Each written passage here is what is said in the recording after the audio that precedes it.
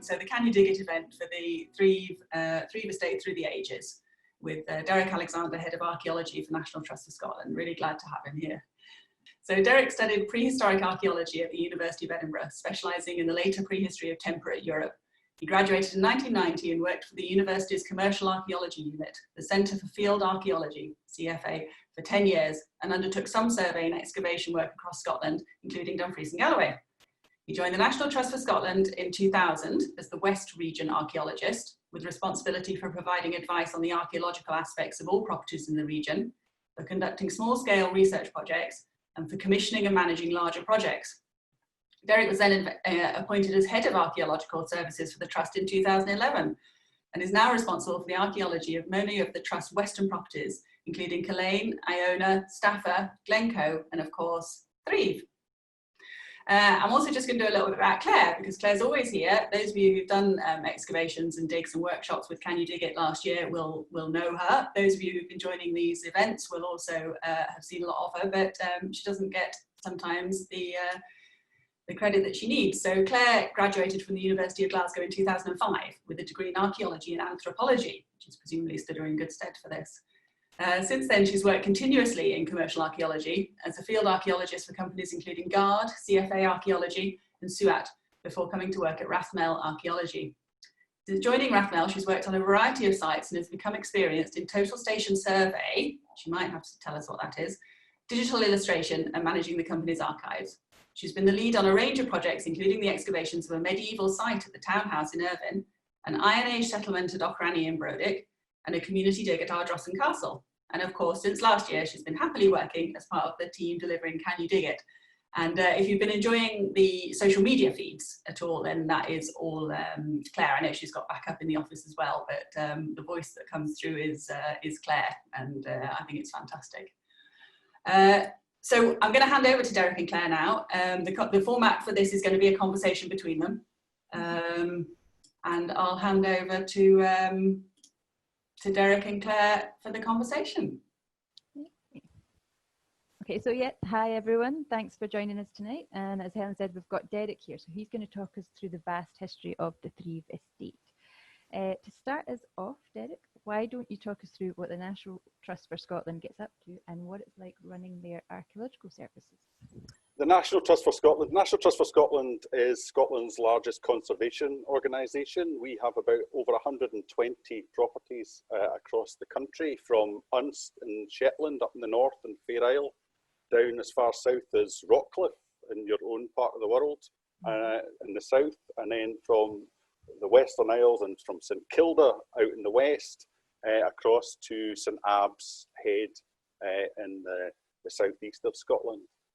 Within that, we have sort of 76,000 hectares of land, and with that comes an awful lot of archaeology.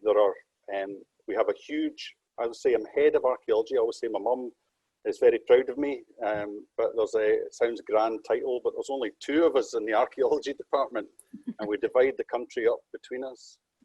My colleague, Dr. Daniel Rhodes, pretty much covers the east of Scotland, and some of the nicer islands as well. He does Fair Isle and Unst, and also Mingulay, Pabby and Bernery, mainly because I had too many islands, and that's too much of a good thing. So I cover most of the west. So it's a fantastic job. I've been working in it for the last 20 years. And we're a membership organisation, we're a charity. This is where I usually ask people to put their hands up to say if they're members of the National Trust for Scotland, because if you are, thank you very much for your support and for your continued support, especially at this hard time when you know, you've maybe seen in the papers the sort of the problems and things that we've had with reduced funding because people have not been able, due to COVID-19, to visit some of our properties, so we've been reduced in capacity. So we're a membership organisation. We have around about 370,000 members across Scotland and abroad, and England as well. Lots of members from all over the country and from abroad. Our job as archaeologists is to tell the archaeological story of our portfolio. And as you can see from this screen, the portfolio is quite wide-ranging. It goes from mountains and castles to battlefields to vernacular buildings to designed landscapes you name it, we've got a wee bit of it. And every single one of our properties has an archaeological story to tell.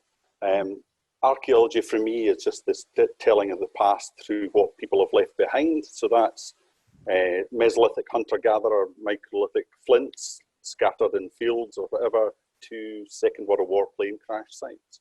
So we have all of that. So it's an incredibly varied and vast resource that we look after. And our job is really to tell the stories, to work out what's significant about these places so that when we change them, and we always have to change them, things are always changing, that we don't lose the significant elements of them and we pass those on to future generations. And that's what heritage is all about. It's about understanding the significance of heritage and being able to pass those on. So our job is to understand it, but to study it as well, so to increase our understanding and to make sure that it is not damaged or that it goes on, passes on to the next generations, and at least as good nick, or we take some steps to record it before we lose it.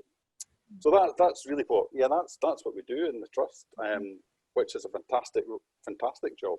Yeah, I like that slide. Actually, it feels like one of those name the monument slides where you just most of I can do most of them. Ben Lomond's the top left, so, and then it goes Alloa Tower, Killeen, Weaver's Cottage, that's Provan Hall, Crudy Gardens, Bannockburn, Canna, Ben Lawers, Culloden, Greenbank Gardens, Castle Fraser, Suitor Johnny's and the Bachelors Club, Dollar Glen, Suitor Johnny's, West Architicside, Castle Campbell, Glenfinnan, Pitmedden, Iona, Culloden. There you go. And if you didn't, there'll be an exam later if anybody didn't get that. Sorry, Margaret was saying I was a wee bit quiet, so just let me know, guys. I'll kind of try and be a bit louder. But yeah, I didn't mean to put you on the spot there, Derek, but you passed, so that was that was good. You can continue to be head of archaeology. So yes, that's a lot of sites that you need to look after. And yeah, I imagine you're quite busy between the two of you covering the whole of Scotland. Yeah, but tonight we're going to focus on Threave and what makes it stand out for you. Now, as we said, Derek's going to take us on his journey back in time. So why don't you kick us off, Derek, with a brief introduction to the estate under the National Trust and what there is to experience if we visit it today? Yes, I think, again, this is a classic, I'm hoping that quite a lot of you know Threave quite well and you're from that part of the world down in Dumfries and Galloway. If not, you must go and visit. It's a very large estate, although people tend to forget that a big chunk of the countryside is part of the National Trust for Scotland's portfolio as well. What we have here in the picture is Threave House sitting on Kelton Hill, surrounded by sort of parkland and woodland on Kelton Hill, designed landscape, walled garden, sculpture garden, stable, the old stable block for the 19th century house. And obviously what you need in a place like that, any National Trust for Scotland, is a cafe, a very important thing with the car park. So that's one of the main attractions, and that's the bit that people see a lot of. But what they probably don't realise quite as much is this, how much ground there is beyond this. But when we're looking at this area, I suppose we could start, we haven't done lots of archaeology in the core, but the key element to it is the listed building that is Threave House. Well, I think, Claire, you're quite close to your mic there. Yeah.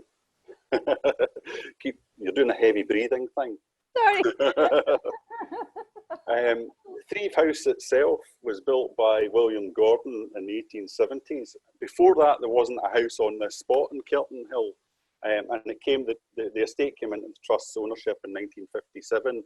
A number of the things that are well known about the estate, obviously the School of Gardening, which trains gardeners, is quite a key to the horticultural element of an overall view of horticulture and gardening across the trust and actually wider. So a lot of people are trained there, have gone on to work in other gardens across the country. There's a wildfowl reserve down at Threave Castle, which we'll talk about. It's got 6 or 7 bat species and it extends to about 600 hectares. Now, Threave House is quite a nice feature, a Scots baronial style. It's modelled on Castle Fraser up in Aberdeenshire. It's got this big drum tower attached to one end. The one up in Castle Fraser is in fact 16th and 17th century additions to it. This is all 19th century built in a oneer.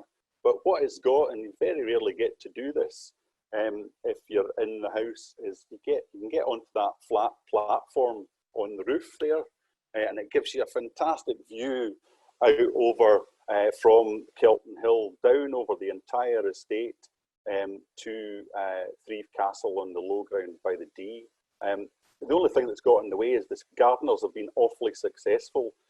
So the trees there are very nice, and they've got all a wee bit too high. So it's quite difficult to get the full extent of the view now.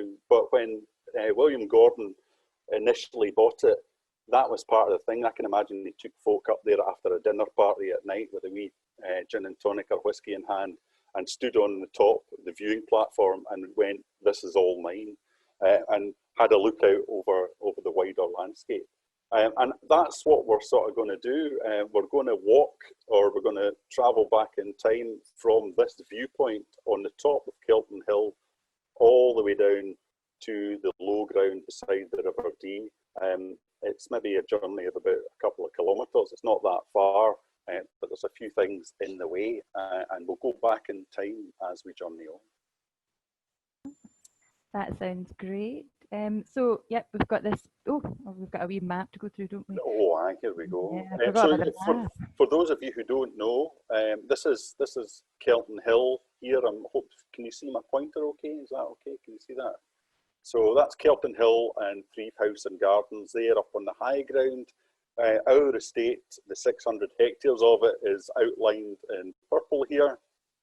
It's bordered on the west by the River Dee as it comes flowing down from Loch Ken and down the Glen Kens area, past Threave Castle, which is here, sort of northwest side of the estate, opposite, as I say, Threave House. Rowan House Village is down here, as is Bridge of Dee, the old bridge, and the northeast side and east side of the estate is pretty much bounded by Carlingwork Loch, a natural area of wetland and loch, and Castle Douglas itself, the planned town of Castle Douglas. So it's quite a defined boundary, and within that we have 4 tenanted farms, and of course a large area of arable and pastoral land. The other thing to point out here is this purple thing that runs through the middle here that divides, that we don't own the middle bit of it, is Carlingwork Lane, which is a sort of canalised burn that drains the Carlingwork Loch, stops it flooding. Basically, there's a sluice about here and drains it into the River Dee. It was also used for agricultural improvements when they took marl, lake mud out of here, so they could take it down and spread it on the fields all the way up and down. Of course, managing the estate is quite difficult in that people tend to forget that this part is joined to this part, and there's 2 boundaries in the way that get in the way. That's the old railway line that was built I think in the 1850s, and then of course there's the modern line of the A75, which is far more dangerous and very, very busy. So it's a difficult thing to cross. So it sort of cuts it in half, the entire estate, and means it's actually quite difficult to walk the entire estate in a loop. You can do it, but you really have to know where you're going. It'd be something I'd love to see done a bit better in terms of joining things together. So that gives you an outline of the map of Threave Estate in general. Oh. Okay. Yep, so yeah, so we've got this beautiful house, and elsewhere on the site we know we've got the castle as well. But what is it that triggers you to look for more, and where do you even begin trying to investigate that on such a large area? Well, I mean, one of the things that we do as archaeologists, and especially in the trust, and any archaeologist would do it, is in order to manage and conserve something, you have to understand what you've got, and where it is and what it is, in order that you can manage it into the future. So the Trust had an archaeologist first in post in 1993, and his job pretty much that time was to commission a whole set of overview surveys. And what they did for Threave Estate was back in 1998 commissioned a company called Kirkdale Archaeology, who are still around, to do a walkover survey of the entire estate. And on the right hand side of the screen here, you can see that what they did was they divided it up into, because it's 600 hectares, quite a large area, divided it up into chunks and parcels, and then went out and walked the entire estate, described what they found, took photographs, wrote it all down, and produced a sort of gazetteer of things. And now this is classic 1980 reporting. I think probably maps and things have moved on quite a bit since then. On the left-hand side, there's quite nice little maps. I quite like them. They're actually in colour in the report, but because I've scanned it in black and white, it hasn't come out quite as nicely. But all the little numbers on there relate to individual archaeological features. We had over 300 archaeological features identified at Threave, but the vast majority of those belong to the 18th, 19th century sort of agricultural remains. So they're field dikes, field banks, quarries, ha-has, farm buildings, and all that, all the sort of things that you can think of. If you look at the Ordnance Survey map, a lot of these things are identifiable on the ground. So that's all listed, and in fact we've now digitized a lot of that, and it's available. And we've got a geographic information GIS system, which we use for management purposes, but it's also all online on Canmore, the Royal Commission and Historic Environment Scotland's data set that's available online. So it's available to the public, available to our members, and it's available to our staff. So we can all tap into that resource, which is very, very good. So I did a sort of walkover overview. And probably one of the things they did at the end, they pulled out one or two potential sites of medieval and prehistoric activity. And what the thing on the right-hand side here is showing is a number of the hills that are sort of dotted across the estate, from Kelton Hill, the highest one in the southeast here, past Firbar and Horse Hill, Barley Hill, Meiklewood, Littlewood Hill, and various other ones. There's Port Hills just down here as well. And so those were, again, geographical features that tied into the landscape quite nicely. So we've got a very good understanding of what's there in between the 19th century and what everybody knows about Threave, the castle down on the River Dee. Well, starting to move back a wee bit in time, the estate has actually got quite a rich farming aspect to it, doesn't it?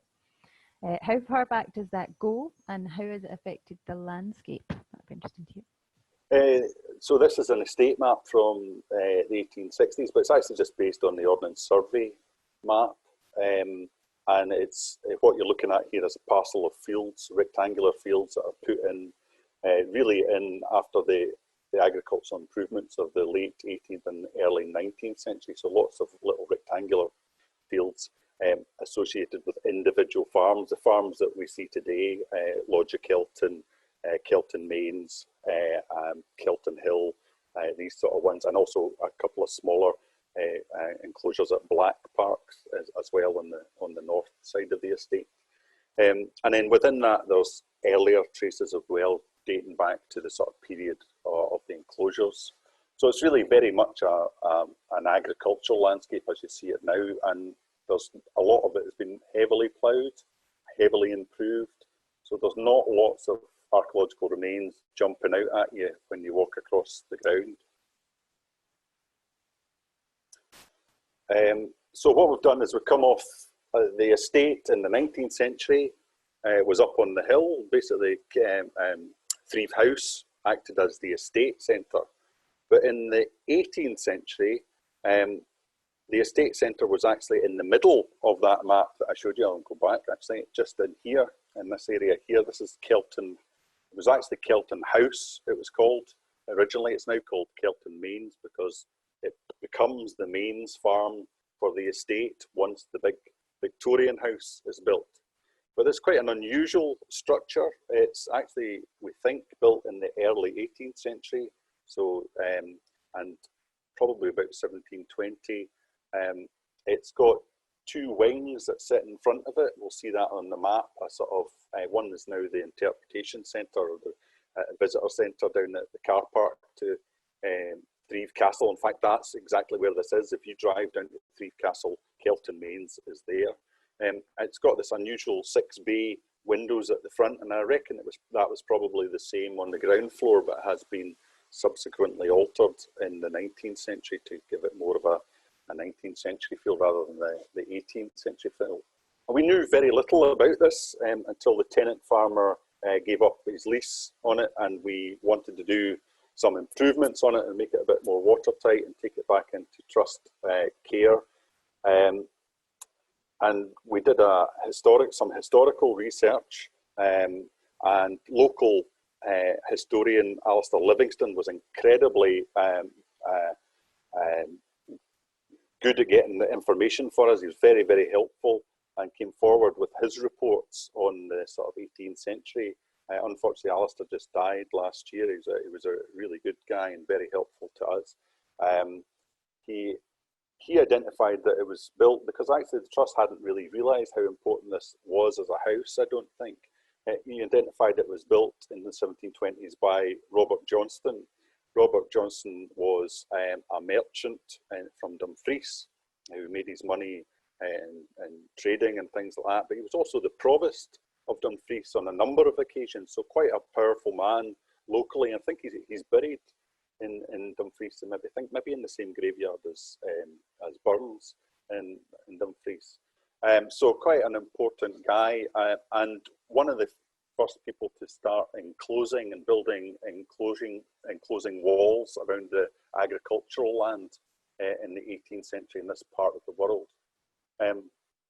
What you can see here is the house itself in the middle here, Kelton Mains House, the car park to Threave Castle. You go down walk all the way down there to get to Threave Castle. But these are these two wings that I was talking about, building 2 and building 3, sitting in front and joined by a sort of little curving wall, very reminiscent of sort of 18th century Georgian architecture.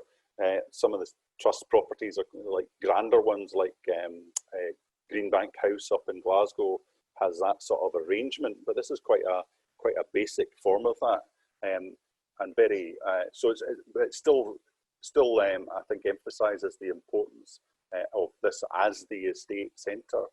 The cluster of buildings on the left here is when it becomes the Mains Farm. This is the 19th century farmstead and all that side of things. So you can imagine this sitting, it would have been quite a grand approach at one point, maybe less so now. And of course it changes its name to Kelton Mains. One of the things that we've done and we do over the estates in the trust is to get an understanding of structures and how they evolve over time.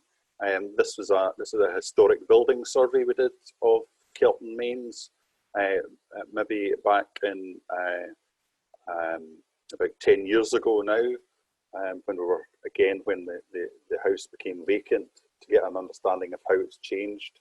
So here you can see the different phases of the main sort of browny pink bit is the 18th century structure with the later 19th century additions, and actually a 20th century bit that was knocked down, built in the sort of 1930s and 40s.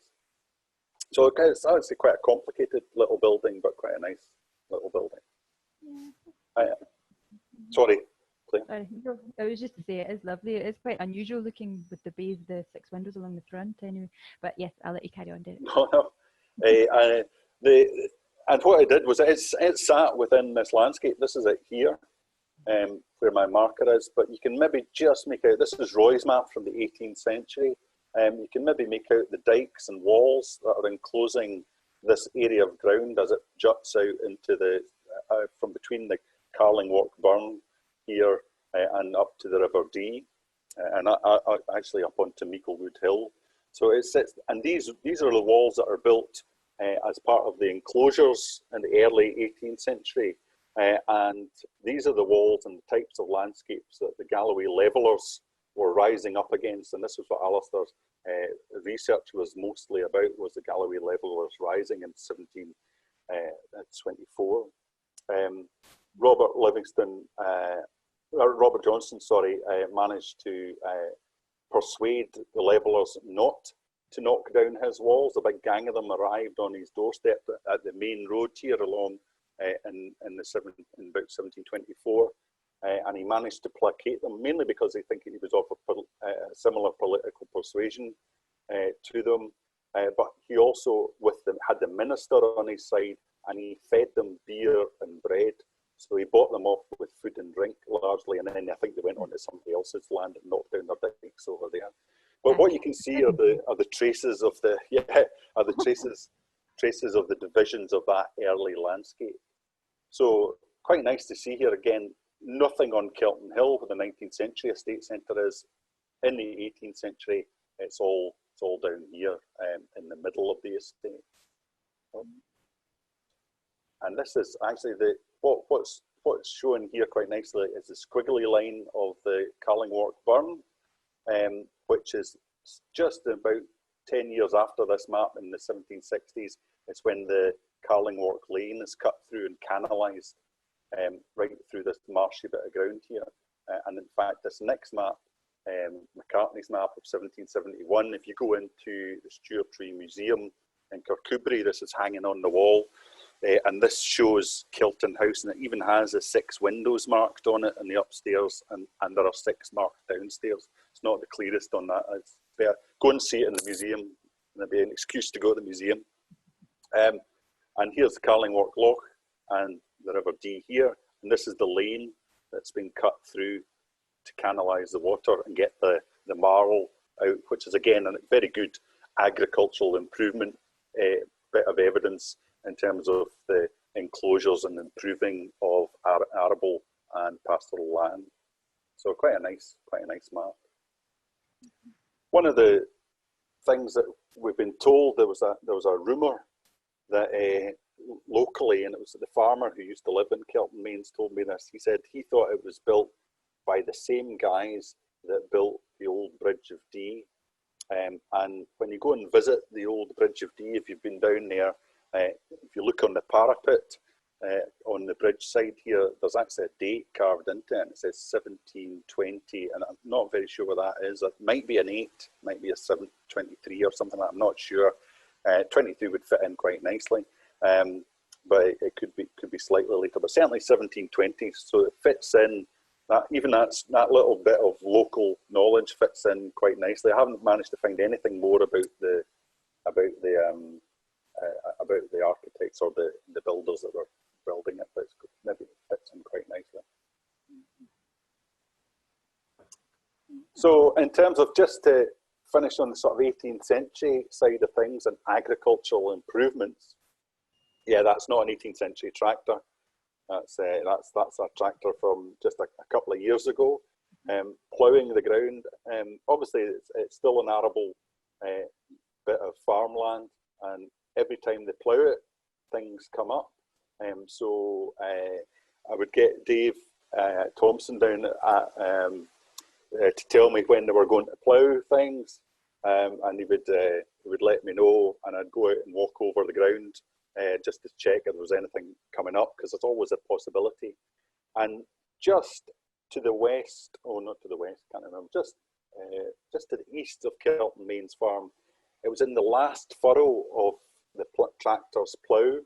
It just turned it up, and the wheel had just passed by it, and I saw this bit of glass about the size of actually my spectacle lens poking through the ground, and I just started uncovering it, thinking it would be a slightly larger bit of broken glass, and I kept going and kept going and kept going, and eventually it came out with a complete mallet-shaped late 17th, early 18th century wine bottle that had been buried in the ground. And in fact, I think it was buried in quite a stony area where they brought stone in to dry the ground out, to level up the field.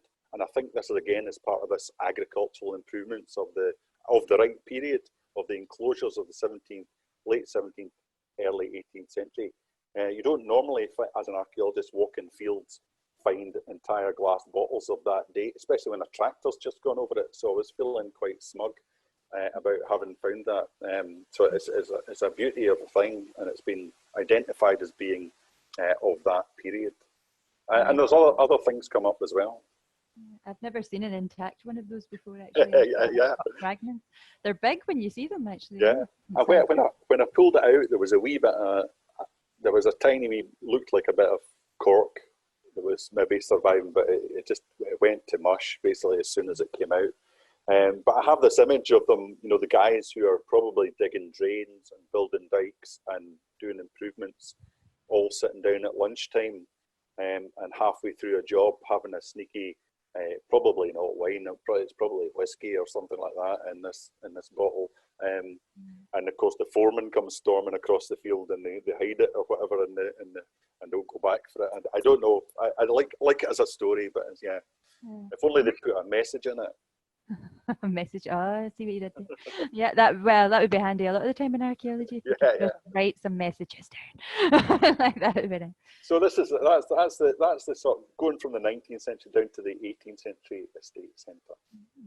So yeah, that was a nice picture of a lovely farming landscape, you know, going back a few centuries here. But there's a noticeable feature on the estate that suggests it was not always a peaceful place. Is that right? So can you talk us through? Yep, there it is. There it is. We've all seen it. Good, yeah. Can you talk us through what was a slightly more turbulent few centuries on the estate and what the archaeology has told us about it all? Yeah, so of course the estate centre before the 18th century was down on the River Dee itself on Threave Island and Threave Castle, which is an iconic, tourist destination that's managed by Historic Environment Scotland. It's an amazing trip out. I'm sure I was taken there. I was asking my mum and dad the other night.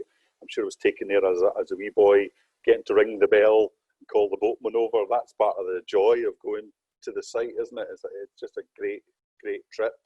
And so lots of people know it, and of course it's quite a magnificent castle in terms of Scottish medieval architecture. It's of a type of tower house, a very big tower house, and very early in terms of these sort of things, square and rectangular and defended.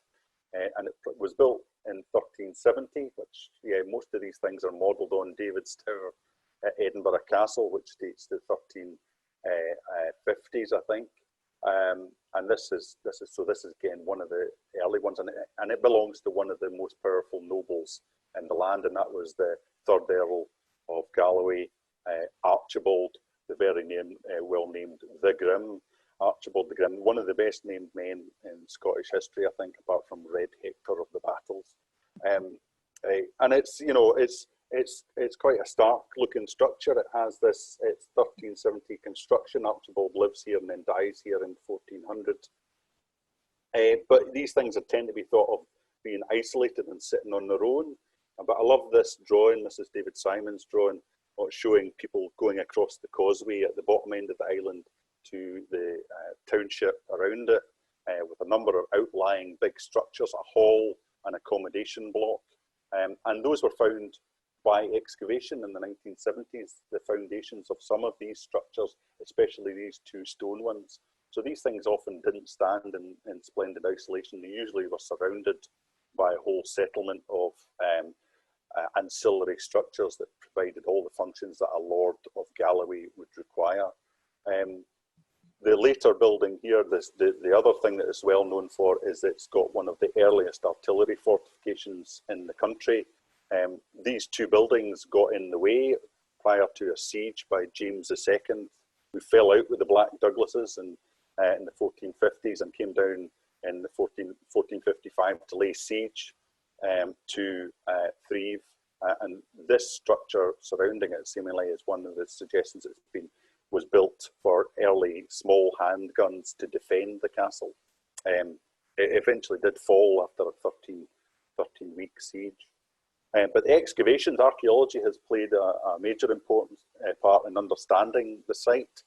So big areas were excavated by Chris Tabraham and George Good back in the 1970s. So that's the tower house there, and the artillery work surrounding the sort of wall with an enclosure ditch. And you can see how that ditch has cut the corner of this building, so it must be later than it. Good archaeological technique there to be able to see it. And it was demolished to give free field of fire. It just basically got in the way. So they probably used the stones from that to build this defensive feature. This would have been a big entertainment hall, effectively, where visitors were welcomed and entertained. And this was on sort of accommodation block with latrines and rubbish pits attached to it. So the excavations there were, back in the 70s, were amazing and came out with a huge amount of material, some of which you can see in the National Museum. Probably the best stuff, because it's most unusual stuff, came from the little harbour at the back of the castle. So this had a wooden gate and would allow access to small boats coming from the other side of the river across. And because it was wet and waterlogged, the anaerobic conditions helped the preservation of wood and leather. In fact, here's the corner posts for the gate surviving intact, that the gates would have been hinged onto. And out of the fill came some of these wooden bowls and platters and this oar for a small boat. So incredible range of finds. Mm-hmm. But some beautiful, pieces of history as well. Very rarely get this sort of quality of stuff that ties so nicely into. This is Margaret Douglas's seal matrix for stamping letters and things like that, dating to 1403. So she was the wife of the 4th Earl of Douglas after Archibald the Grim. So that's sort of 14th century stuff. And we know that Archibald built his tower in 1370, but there was likely something there earlier. And we know there's a report in Fordoun's manual history of Scotland that there was an island in the Dee was burnt by Edward the Bruce during the wars of Scottish Wars of Independence. And it's likely that this is the site of an earlier castle structure, and a silver penny of Edward I and some burnt foundation seems to confirm that idea. So, the importance of the archaeology there is huge in terms of the understanding of castles of that type. It's more than we would ever manage to replicate in terms of scale of excavations undertaken. You'll be able to compare that and contrast it with the stuff that we've done on the bits of ground that we have in our care. But just some of the range of material, metalwork, pottery. This is the wooden bowls, some of which have got Douglas Heart branded in them, so which is a great symbol, and lots of remains of leather, lots and lots of shoes, from tiny little kids ones up to full-size riding boots sort of thing. So yeah, amazing set, and a lot of it is on display, as I say, in the National Museum. Aye, they did pretty well, I have to say. Quite jealous of that as an assemblage. Yeah. I know, it's rare that you get to see such big sort of medieval castle excavations these days of that sort of thing. So it's quite a nice thing to look behind. So very well reported and recorded. This is again another nice reconstruction drawing showing the tower and the hall block and the accommodation block beside it before it was demolished in the 1450s. And then, I quite like this one, because if you're on Twitter at all, Andrew Spratt, who works for Historic Environment Scotland, does lots of reconstruction drawings. He's done lots of Threave, but I quite like this one for the 1455 siege, which shows the sort of palisade and the guns firing, big chunks of masonry getting blown out. Something about little drawings like that I quite like. So it's very, very nice. Shows it. So the medieval core of the estate must have expanded beyond, and there's likely that during the sieges there was activity out in the wider landscape, but we know that it goes back to the 12th century, so there's stuff that early. So this is it. About the name Threave itself, Derek, have you been able to find out anything about where it comes from, or? Well, I think Threave is one of those ones it's been well known for quite a few years that it's got an early form in it. Now, there's a debate about how early it is, about whether it dates to the 6th century or to the 9th century, but whichever way it is, it's early, and it seems to relate to the word Brythonic or Cumbric or early British, basically, word for homestead, which is treff. and some of the early forms of it seem to suggest that it could be dating back as early as the 6th century, so back into sort of pre-feudal and into what would be called, what we used to call the Dark Ages, although probably call it the early historic or early medieval period now. So there's suggestions, you think a power centre like this, there might be evidence earlier in the area that suggests how far back settlement at Threave goes. And I think that's what we've been trying to do more recently, is to look at that side of things.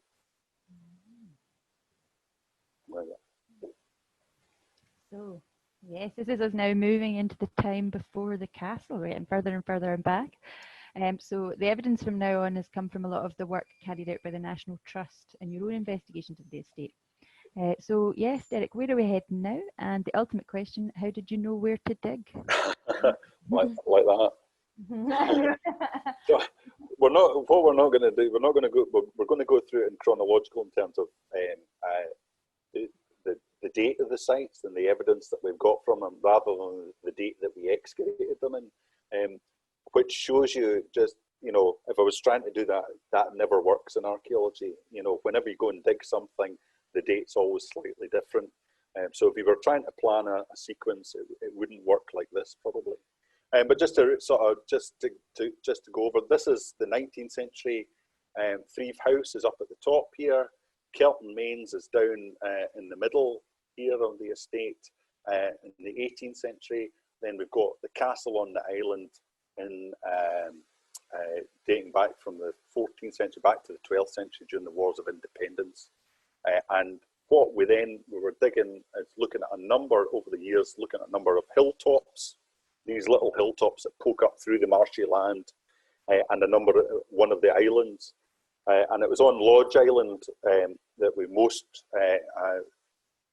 most recently, we got excavated evidence for what we think is Dark Age activity in the area. And Lodge Island is quite a large island in the Dee. This is the main course of the river as it comes down here. There's a sort of flooding channel that is mostly wet, but certainly when they let the water level rise, when the dam's being turned on and you're turning all your kettles on in Kirkcudbright and they need more power, that tends to flood.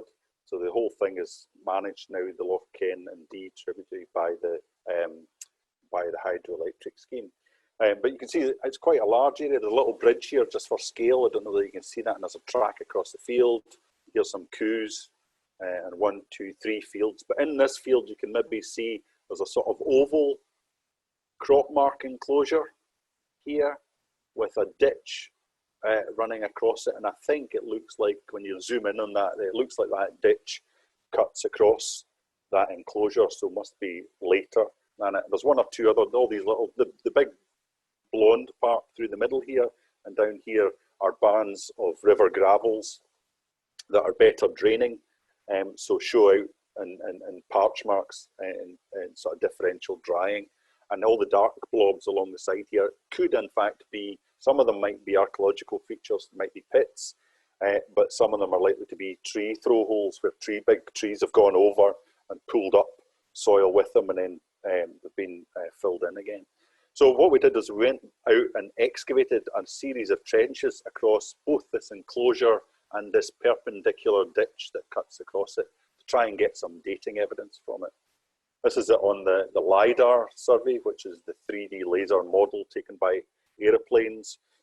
This is done for SEPA, so they can work out river levels and all that sort of thing. So thankfully, the government has funded that side of things. So I've marked on here the enclosure, a possible thing to the northeast, and then this enclosure ditch, and we did trenches across them. Some geophysics was undertaken by Glasgow University back in the early noughties. It was before I did any excavation there. But unfortunately, geophysics isn't great in these sort of conditions, and you can probably just make out because we know it's there, the area of the crop mark. What really shows out are some of these natural features along the edge of the gravel terraces here and the old river bank. But yeah, it's not that great. So geophysics is a bit like that. Sometimes you just have to go out and dig a hole and that's the best thing to do. So that's what we did. We took a group of volunteers on what is called an archaeological working holiday, basically what we call thistle camps in the National Trust for Scotland, and that's what we've been doing all our work on in the last few years at Threave, taking maybe 10 people at a time, going out and excavating, and sometimes we've had help so from local people as well. Jenny Roberts would come along every now and again and help us out, which was great. And here you can see a number of the trenches cut across, this time done with a machine, which is much easier. You'll see it later on another site that's not, was hand dug, was very hard going. So we dug trenches across the line of the ditch and across the perpendicular ditch. This wins us the prize as the dullest slide of the evening, although maybe not, maybe you don't think that, but this is ditch sections. It shows you that the ditch was 2 meters wide and about 1.5 meters deep. And the people who dug them will know how difficult it was to find the edges, because largely the ditch is filled with the same material that came out of it. So it's full of gravels and it's very difficult to find the edge. And unfortunately for us, only in a few cases did we get very tiny fragments of charcoal from these, and which we've subsequently got through sieving some of the deposits. So we might be able to get radiocarbon dates for the big enclosure, but we didn't manage it at the time, and there was no artifacts in the ditch, unfortunately.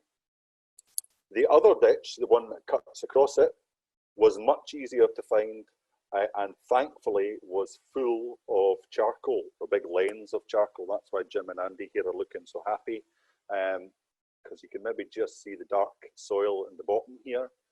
And when they were excavating down through it, they came across this metal object lying right up against the side of the ditch, and within the charcoal fill, lots of burnt material, lots of burnt plant remains, and even some cereal grains in this fill. It turned out to be a tanged iron knife, which we got sent off for conservation. And if you believe it or not, this is it conserved, so this is as good as it looks. As you can see the tang on that side, the angle back on the blade, and then this is the blade, the cutting edge here, that has the tip has broken off a wee bit in corrosion. But yeah, quite a nice little thing. Would have had a wooden handle around the tang at that far side, and just about anybody who was anybody in early medieval or medieval Scotland would have carried one of these. This was your utility tool for doing everything, eating, chopping things, whatever. Everybody had one, sometimes as a weapon, but mostly for eating. And the radiocarbon date that came back from that. So this is I like these things because it makes it look like I'm a scientist. This is the radiocarbon calibration curve for the radiocarbon date of the hulled barley grain. We've got a grain, a single individual grain of barley. There was lots of them, but we took one and got it radiocarbon dated by the lab in East Kilbride. The main thing to notice here that there's a 95% chance that it falls between 428 and 595 AD. So that's from the 5th to the 6th centuries AD. So it puts it right into the ballpark of when we were talking about the place name Threave and Threave. That's the right sort of ballpark for the radiocarbon date. So we've only done little trenches there, and we might manage to get a date for the enclosure, which I think is probably earlier than this period, because this ditch cuts across it. But we might be able to go back in the future and see if there's anything in the inside. It's hard going though, it's very difficult stuff to dig, as you're well aware, Claire, when you get to your stuff. Oh, there we go, that's the next bit. Oh. Sneak preview. There we go. Yeah, well, the next bit that we're moving on. So we're back around 1,400 years ago with the remains on Lodge Island, but we're not done yet. We're still going. Yes. Yeah, and as we go further back, what else is going on in the surrounding area? Well, 2 miles upstream up the River Dee is Glenlocher, and this most amazing remains of a Roman fort, probably dating to the Flavian and the Agricolan, the Antonine period. So it's got 2 phases. and it has a series of marching camps around it. But hardly any archaeological work has been done there. One or two little trenches, I think, just two across the ditches to get the phasing. But apart from that, it's all from the aerial photography that you can see here. You can see, look at it, this is farm, this is the farm. To get the scale of this thing, that's a normal sort of road running through here. So this is an enormous archaeological site, and really emphasises the importance of this location. Although it's not in the trust ground, it's what it's doing is it's guarding the control crossing of the river, which I think is largely what Threave Castle is probably doing, but it's also controlling access north and south up the Glen Kens and Loch Ken and the Dee Valley as it comes down from there.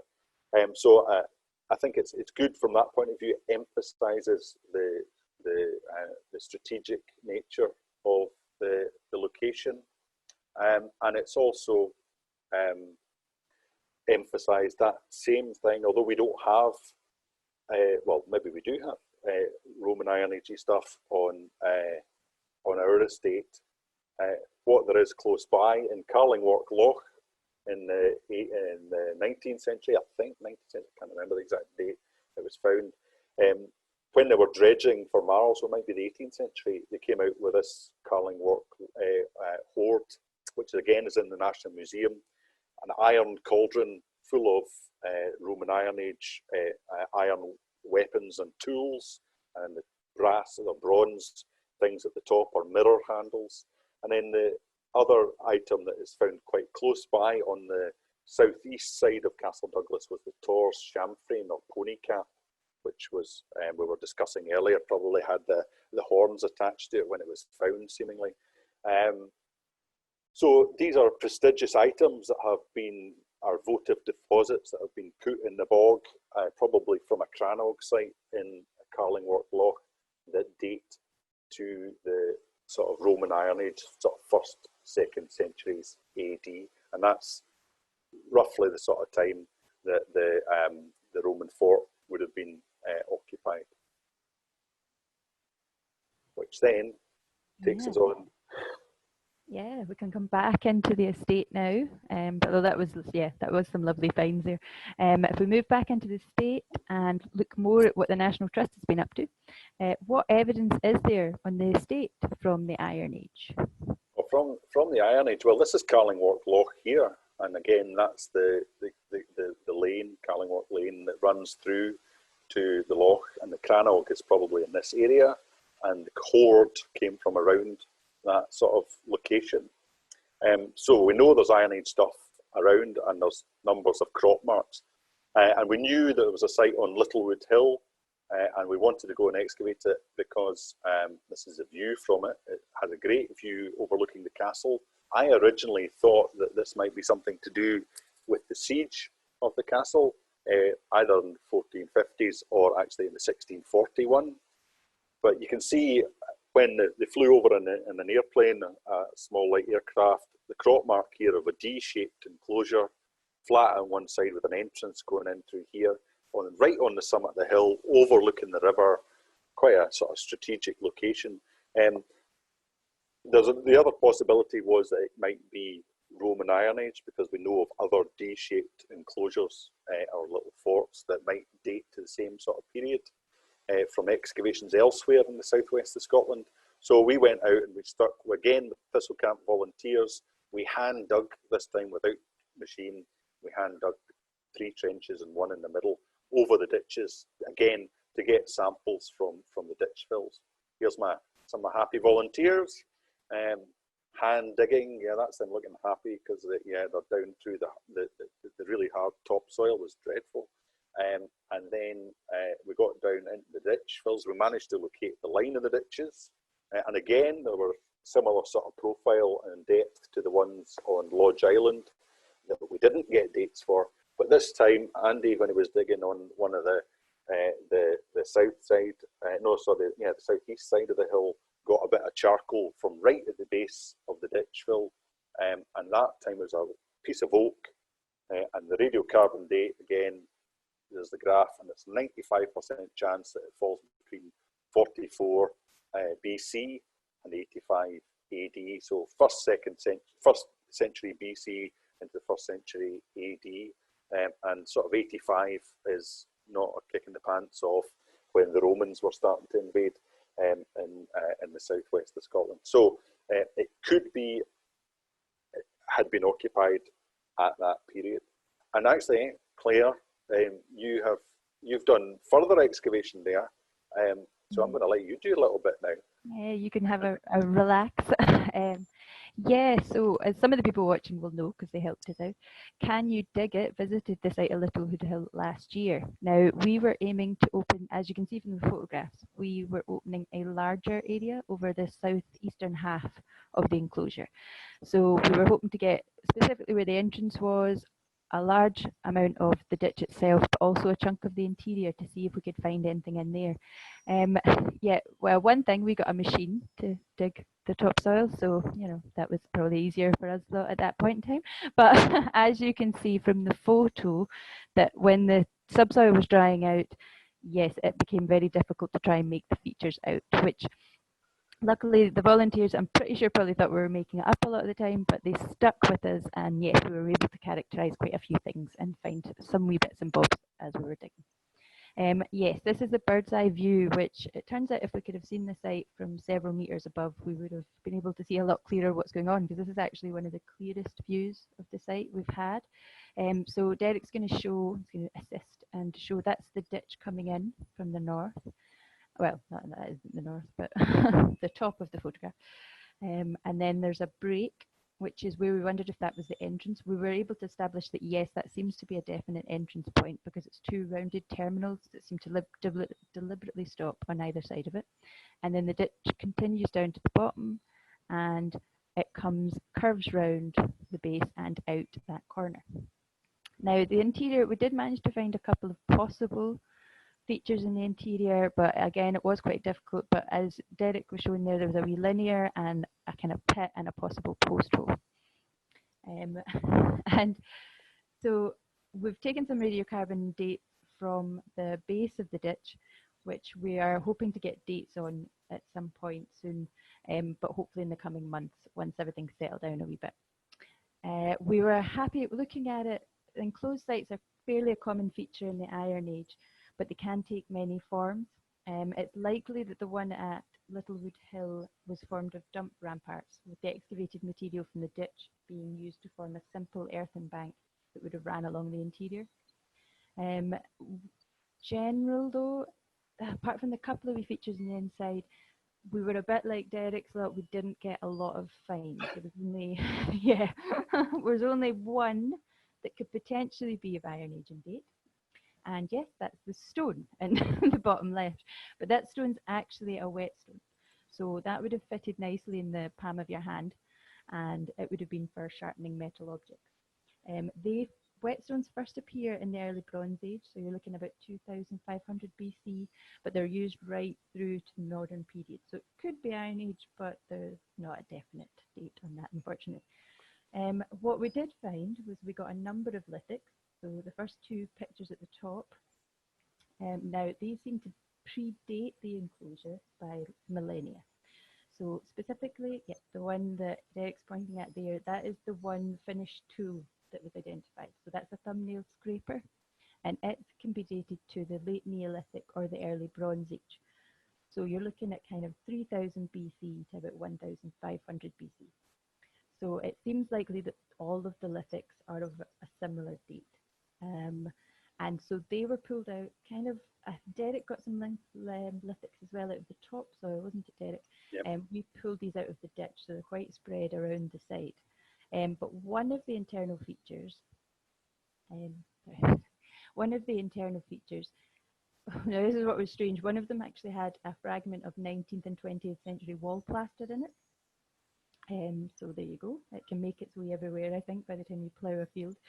But another one had actually debitage, so that's waste material from stone working to make the stone tools, and it was quite small. So in that one feature, that was the kind of linear feature in the middle, this debitage seems to point at there being stone working in close proximity to that feature, as well as none of the lithics seem to have any rolling damage. So what we do seem to have is somebody at some point, several thousand years ago, has sat on top of that hill and made some stone tools while enjoying the view across the river. We know that much. The fact that we're not finding a lot of Iron Age finds is not too surprising. It's not too unusual across Scottish Iron Age sites. There's many kind of theories about why. It doesn't seem to be so much that they're impoverished material culture during the time, because they've got a lot of, obviously you've seen the pony cap and the various other items that are turning up that are quite elaborate, decent items. So possibly it's from, I think there's a few different theories, like I said, but possibly it's from using perishable materials, maybe moving more towards wood for making everyday objects. Or possibly they were just really good at recycling back in the past, and they were into reusing everything that they had. The other thing on the screen we've got is opposite. It's quite a lot later, so that we're looking at as a lead shot. It doesn't seem to have been fired, at least it doesn't show signs of impact, so it's possibly just an accidental loss on the top of the hill. But lead bullets usually appeared in Britain around the late 15th century. But it was in the 16th century that it started to become more dominant, and its peak as the dominant projectile was during the 17th and 18th century. So this was in fact a lot later than the possible date of the enclosure, and it would seem possible that it could have been during the 1640 siege on Threave, but Derek has some other theories as well of where it could be coming from. But you know, I might stick to that. You know. So the other thing we haven't really been able to establish too much is the function of the enclosure. There's a lot of theories. They're not always specifically defensive. There's many aspects to them that point at that not being the case. And this one, if it is a settlement, it would probably be quite a small, maybe single household farmstead. And the other option is it could be a livestock enclosure, just on top of the hill, and it could be that the farming goes back even further in the history of Threave. But that's me. That's me done. So very good. I shall pass. It was good. It was good to go back out and see the big area excavation after we'd done such small trenches. Although I think my volunteers will kill me when they realise that you were able to get a machine out and do that as well, because it was hard to go in. So good on you for doing that. Yeah. So that's taken us to the, well, if it's Iron Age, the radiocarbon date's right, it's taken us to the first couple of centuries either side of the turn of the millennium. So first century BC, first century AD. The other site that is on the hilltop just to the south is Meiklewood Hill, which we haven't excavated, but aerial photography has shown that there's a double-ditched fort here with actually a triple ditch outside it, quite a bit bigger than Littlewood Hill, as I say. So this is the Meikle one, and the other one's definitely the little one. And I don't know whether you can make this out. There's a slight sort of gap in the ditches here, which suggests an entrance. And there's a very faint outline of a circular structure in the middle, probably a timber roundhouse. And that would be about 15 metres in diameter, so quite a big Iron Age roundhouse. In fact, if you've been to Whithorn recently and seen the reconstruction there, something of that scale order we're looking at in the middle of this. So quite a major settlement, probably a communal building, and there may well have been smaller structures around it. And on the basis of known sites elsewhere, especially one down in Annan at Haynow's Farm, excavated a few years ago now, something like this would date to the 4th to the 1st centuries BC. So it'd be in the period before Littlewood Hill, so it takes us back another 300, 400 years. We haven't done excavation here. It's scheduled, it's a designated site, so it's protected by Historic Scotland. But we have done geophysics. So we did geophysics as part of this project with Glasgow University and Richard Jones, Professor Richard Jones at Glasgow University, and Giles Carey, who came out and did the work there with volunteers. Did a whole series of sites in the Priest and Galloway doing geophysics. But we did this on top of Meiklewood Hill back in 2012, I think it was. So the profile of the hill there shows nicely from LiDAR. And we even had local primary school, and not primary school, local secondary school kids out coming and doing the geophysics. If anybody's ever done geophysics, this is the way to do it, to get volunteers and pupils to do it, because it's the dullest thing ever. You walk across the ground going beep, beep, beep, and eventually only afterwards do you get to look at the results. And in this case, the results were okay. I have to say, often is the case with geophysics on this sort of very mixed subsoil, the ditches don't show that clearly on the results. And in fact, that's the aerial photograph.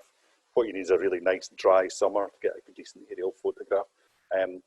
So as I say, what we need to do at Meikle Wood Hill is, like Littlewood, is at some point in the future try and get some radiocarbon date samples from the ditch fills. So that's something that we'll hopefully look at and maybe push us back into the Iron Age. And then the final site that I wanted to just quickly look at was another hill, and this one's Port Hill, which overlooks the end of the causeway over to the castle. And thanks to Keith Kirk for this wonderful drone shot. There's Threave Castle here and the split around with the river. And in fact, in the background, that's Littlewood Hill. Just off to the right is Meikle Wood Hill where the trees start. And Port Hill is in the foreground here. And the causeway to the island is just running across through here. And what we did was we wanted to target this hill because there was no crop marks on it. So we didn't know there was anything on this hill. But it made sense, or I thought it made sense, that if you wanted to besiege the site, you'd have to control this point because this is access to the island. So we went with a thistle camp and we went with local volunteers again. And this time, instead of doing long linear trenches, we did lots of test pits on the summit of the hill and on the east side of the hill. And we did metal detecting too to see if we could pick up any remains. On the east side of the hill, we got some post-medieval pottery, sort of green glazed 16th, 17th century stuff, might date to the time of the siege.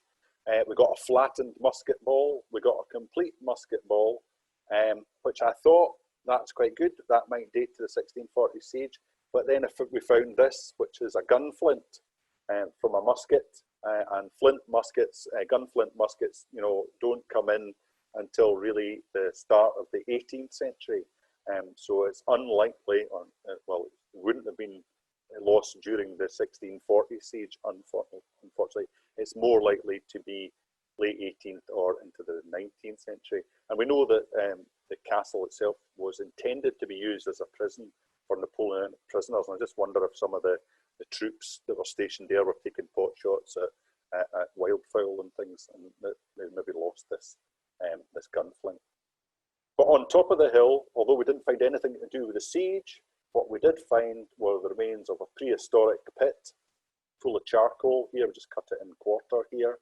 In one pit, you see the dark material in the inside.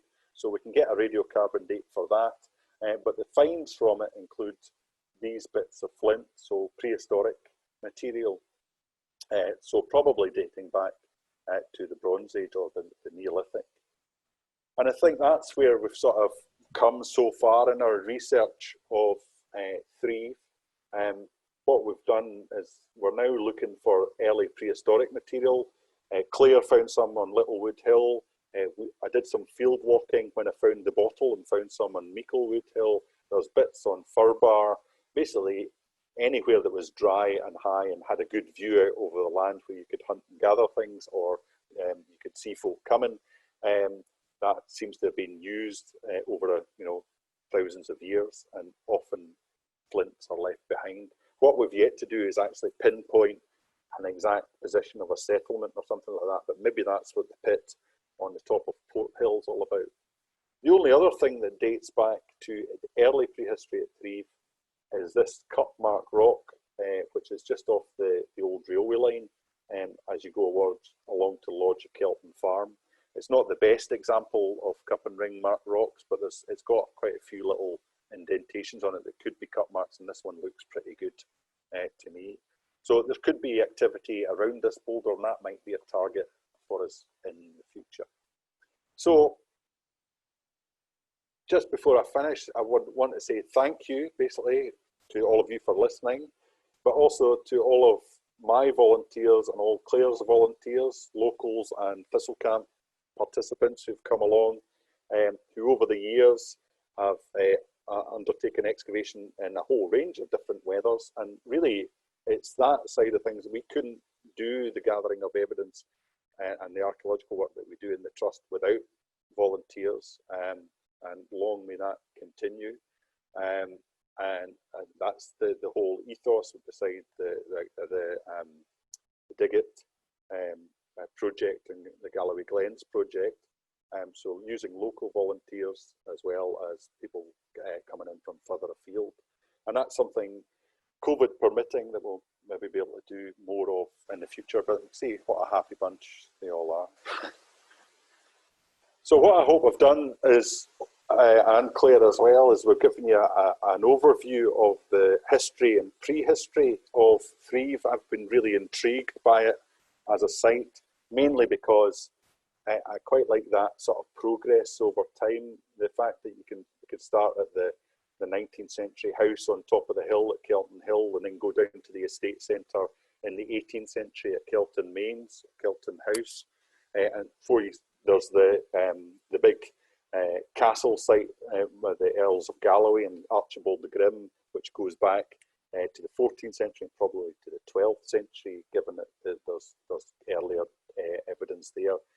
The Roman activity just to the north, and the identification of Iron Age sites, and the fact that we're getting these very important deposits in watery areas in Carlingworth Loch and at Castle Douglas really confirms to me that this part of Dumfries and Galloway is right at the centre of things. It's always been an important part, and I think the more work we do, the more we can start to tease that back in time and fill in the gaps.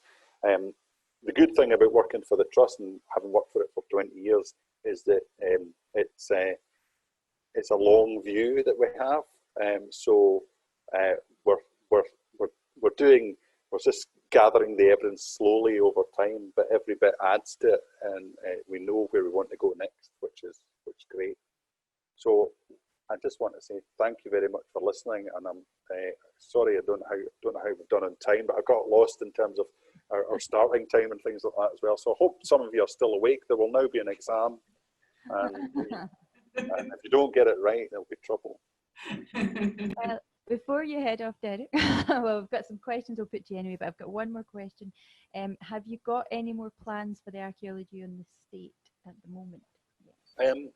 Well, again, we'd like to do more field work to sort of test some of those things that we've already, hinted at in this talk. Meiklewood Hill would be a good one and things like that. But of course, COVID has put paid to any sort of field work at the moment. But what we're trying to do is, and the castle itself is closed because we can't get people in the boat out to the island. So we're trying to put in a sort of trail that would link all those sites together. Apart from probably Lodge Island, we can't really link that one in. But many of the others and the details that we've got on those sites, we're trying to put some temporary interpretation up so that people doing the walk that goes down to where you get the boat from and back out over Littlewood Hill and Meiklewood Hill would get some of the information. So that, I think that's quite an exciting way to spend the COVID times, is trying to do more exterior interpretation and telling the story of the landscape, which is what this is all about. Yeah, I think it'll definitely be worth it. I think, well, we should hopefully have shown everyone by now the amount of stuff that is on the Threave Estate for them to look at. So that would be a lovely walk, I think, with the panels around it. So yeah, I'll hand it back over to Helen, who's been keeping an eye on the chat and is going to take us into some questions after a couple of points. Thank you. Yeah, thanks so much, Derek and Claire. That was fascinating. I've got a list of my own questions, but we'll get on to other people's first. But firstly, I am just going to be a bit cheeky because I am aware of the time when people maybe need to scoot off. So I'm just going to take the opportunity to bring you up to speed with where we are with Can You Dig It. If you don't already follow us, you can follow us on Facebook, Twitter or Instagram. The Galloway Glens main page is at Galloway Glens, and Can You Dig It is at GGLP Archaeology. If you're not on social media, you can join our infrequent mailing list. You can just email me about that, helen.kerran@dumgal.gov.uk. All that information on our website, gallowayglens.org. We've got a couple of online projects or remote support projects. If you are wanting to sort of do a little bit of research yourself, you can help us create an up-to-date record of the milestones of the Galloway Glens. People are sending in some really interesting photos of what these little sturdy waymarkers. Or if you're up for it, Galloway does not look great in Canmore, and it's frustrating because there's so much good stuff and so much local knowledge about our local buildings and monuments. So if you fancy adding to the National Historic Record, just get in touch with myself and we can send you the information packs. We'll talk you through how to do it. It's not hard. And that's a permanent addition to our National Historic Record, which I think would be fantastic. So that was all I just wanted to say there. And just to have a little look at some of the questions. I think Jeff got in there first about Kelton Hill. I'm just scrolling back up the way.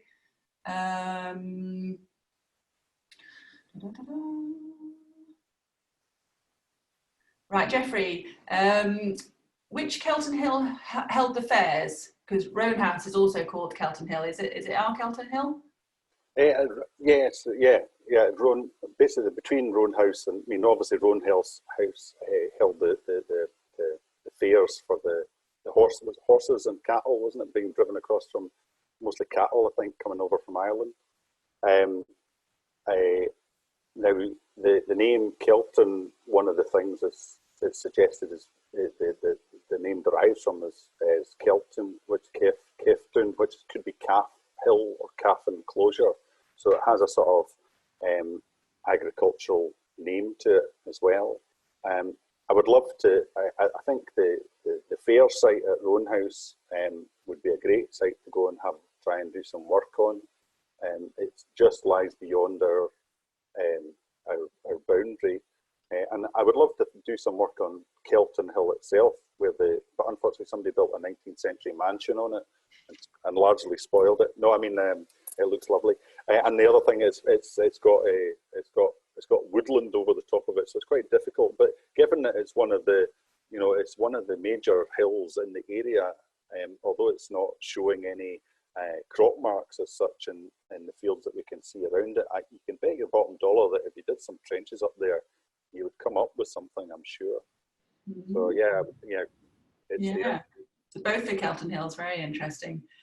Graham said, is there any information on Lamb Island? There's some stones there about the length and width of an old Galloway black house. Not that I've seen. There probably is some stuff there. I haven't been out for a long time out to Lamb Island. I think the last time I was there, it was probably in high summer, so it was quite overgrown. But it's definitely worth a visit. I'm sure we might, if there was something picked up in our initial walkover survey, that will be on Canmore, and I could check it out on our database. It's not, I don't think, as far as I'm aware, that there's a structure that I know about. There might be, obviously the railway line goes over it. So given that they were building the viaduct and things over the river, it could well be that there was, a temporary work camp or, house of settlement or something like that to facilitate the structure going over. But yeah, if anybody knows any more about it, I would be keen to hear about it. Oh, fascinating. And Alan's been making some good points on place names, actually. Thanks for that, Alan. Trev perhaps meaning the farm, more needing to be said. So that's an interesting point. And Lodge Island used to be called Coney Island, perhaps referring to it being a rabbit warren. Oh, wow. So, well, that could be what all those deep depressions on the that show up on the aerial photographs could be. Certainly, it wasn't the sort of ground that rabbits would like where we were digging. It was pretty hard again. It was pretty solid. I'm glad we had a machine there. But the stuff along the riverbank, I could see that being something. Warren. You said it was Coney Island on General Roy's map.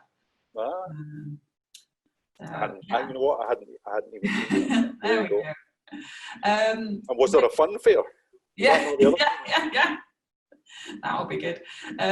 Just when Claire was talking about the flints that you found on Littlewood, actually, where Graham again said, is there any local flint? Flint tends in the southwest either tends to be sort of beach pebbles or gravel pebbles, stuff that's been spread around by sort of post-glacial movements. But there's the best sources are actually over in, again, the contacts over in the Northern Ireland and so Antrim, and there's very good flint sources there. So material would have come up, and of course Yorkshire as well. So things were traded about. Unfortunately, a lot of the stuff that we were looking at, and some of the stuff that Claire had shown, was heavily patinated and weathered. So difficult to tell, and maybe some of it burnt. Difficult to tell what its source would be. But the good thing about archaeology is there's always an expert out there. So you can show them it, and they will probably give you as good a guess as you can get. What I tend to do is with these things, I tend to wait until I've got enough material to show somebody, and then it's worth their while. So, you know, 1 or 2 bits isn't that useful. But once I have like a box load, I take it down to the museum and get somebody to look at it and then give me a report, which tends to be an efficient way to do it. Fabulous. We've got a bit of chat about place names actually. Dylan's saying that he's heard of Kelton being Kiel, as opposed maybe instead of cattle, Kiel Town Boat Park. Yeah. Across that one, yeah. Yeah, I've heard. I think I've heard of that one, but you're asking the wrong man about places. Yeah. It's a dark art to me. It seems. I mean, it's all about tracing back the earliest form of the name and how it's changed subsequently. So, you know, good documentary sources are key to that, and yeah, a lot of them have changed quite a lot over time. So looking at the Ordnance Survey maps, they've probably all changed in terms of the spelling. Yeah, I think so. And actually, we have another Galloway Glens project called the Place Names of the Galloway Glens. Yeah. Those are the guys. Those are the guys. We want. And what I have learned from that is that this area is amazing for its layering of its languages. Yeah. It's not that there was one old language and now we're here. It's all layered because we're all travellers in and out of it. Yeah. So, but Gilbert Marcus has published a gazette. I'll put up the link for that's great Place Names of the Galloway Glens. David says, what's Scots for rabbit? They're called conies in England, but are they? They're called, in Scots, they're called bunny. No, I don't know. Yeah? Any thoughts? No, we're not prepared to say. I don't know, actually.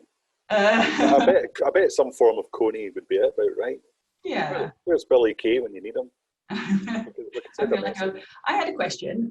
Is it a coincidence that the A75 goes straight through the middle of the estate, or would that always have been a, No, it was moved to the north, so the road actually followed the lay of the land, because actually the A75 goes across the boggy bit.